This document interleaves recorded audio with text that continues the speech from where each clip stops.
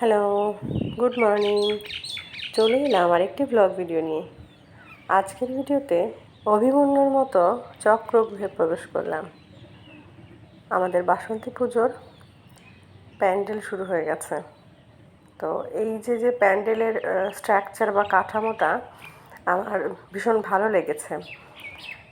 এবার এটার যে বিভিন্ন ধরনের শেপগুলো রয়েছে, তো আমার মনে হলো যে এর মধ্যে বিভিন্ন ধরনের অ্যাক্টিভিটিস করা যেতে পারে। যেমন ভাবা তেমন কাজ।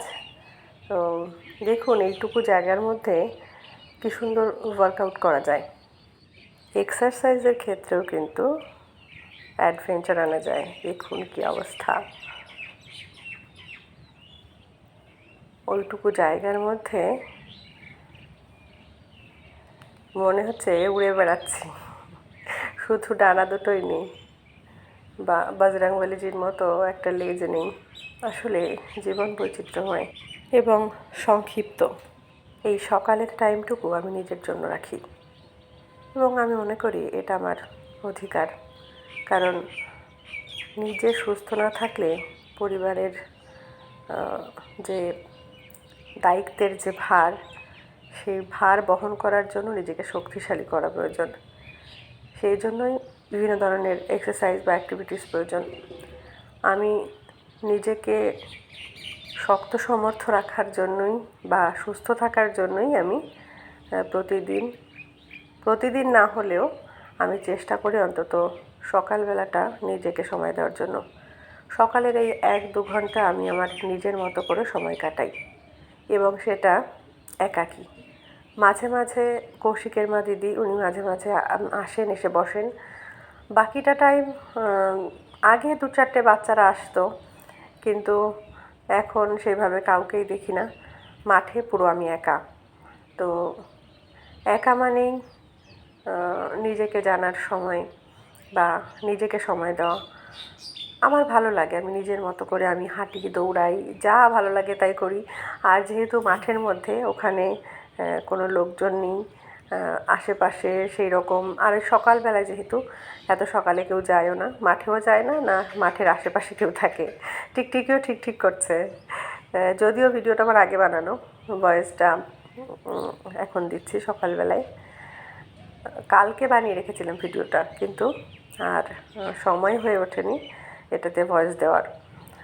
তো যাই হোক, আজ সকাল সকাল ভাবলাম এত সুন্দর মুহূর্তগুলো ক্যামেরাবন্দি করলাম।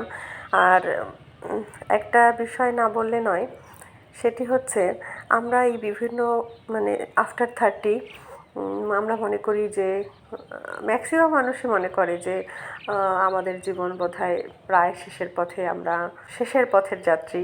তো আমাদের আর কিছু করার নেই। এই বিভিন্ন ধরনের ডিপ্রেশন, এই নানান ধরনের সমস্যা তৈরি হয়।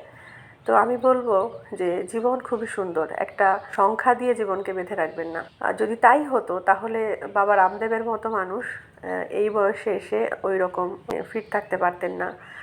কিংবা আমরা বিভিন্ন ধরনের সেলিব্রিটিদের দেখি, বিশেষ করে মালাইকা আরোরা, তারপর শিল্পা শেট্টি, ওদেরকে দেখি, ওদের ওয়ার্কআউট দেখি। ব্যক্তিগত জীবনের সাথে গোলাবেন না। আমি শুধুমাত্র নিজেকে ফিট রাখার কথা বলেছি। এখানে হয়তো তার ব্যক্তি জীবন নিয়ে বিভিন্ন ধরনের, বিশেষ করে মালাইকা আরোরা, তার নাম নিলেই তো নেগেটিভিটির ঝড় উড়ে আসবে। দেখুন, প্রত্যেকটা মানুষ তার জায়গায় আমি নেই, আমার জায়গায়ও সে আসতে পারবে না। তো তার জীবন সে কীভাবে চালাবে সেটা তার ব্যক্তিগত বিষয়। কারণ আমি তার ভরণ পোষণের দায়িত্ব নিইনি, আমি তাকে খাওয়াইও না, পড়াইও না।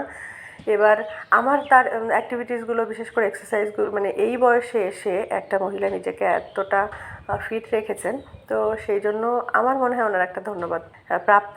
আর ব্যক্তি জীবনে সে কে কী করলো, আমার তার পছন্দ নাও হতে পারে যে সে কী করছে কি না করছে। তো লোকের ব্যক্তিগত বিষয় নিয়ে আমার কোনো মাথা ব্যথা নেই। যার জীবন সে ঠিক করবে। তবে যার যেটা ভালো গুণ, যে ভালো কাজটা করে, সেটা নিয়ে অবশ্যই তাকে অ্যাপ্রিসিয়েট করা উচিত। অনেক অনেক বয়স হওয়া সত্ত্বেও যারা বয়সের তোয়াক্কা না করে বয়সকে বুড়ো আঙুল দেখিয়ে নিজেদেরকে ফিট অ্যান্ড ফাইন রেখেছেন, তাদেরকে একটা স্যালিউট। সবাই ভালো থাকবেন। আজকের ব্লগ কেমন লাগলো অবশ্যই কমেন্টে জানাবেন। ধন্যবাদ।